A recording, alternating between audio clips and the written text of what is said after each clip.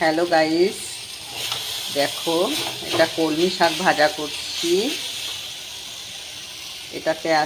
এটাতে প্রথমে আমি রসুন 2-3 কোয়া রসুন আর শুকনো লঙ্কা ফোড়নে দিয়েছি, দিয়ে শাকটাকে দিয়ে দিয়েছি।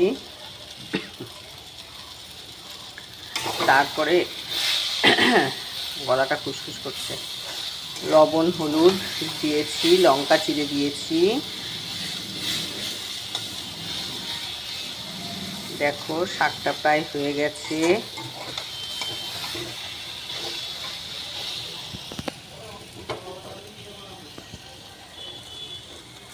শাকটা নামানোর সময় হয়ে গেছে।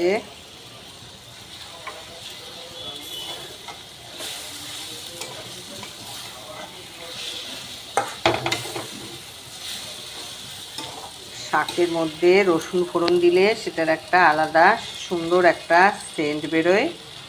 রসুন ফোড়ন দিয়ে শাক করে খেয়ে দেখবে, ভীষণই ভালো লাগে।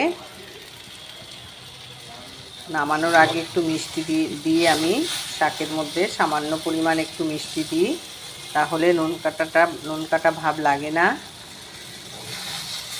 প্লেন করেছি, কোনো বাদাম টাদাম কিছুই দিইনি, শুধু শাকটাই করেছি। দেখো শাকটা আমার হয়ে গেছে, গ্যাসটাকে অফ করলাম।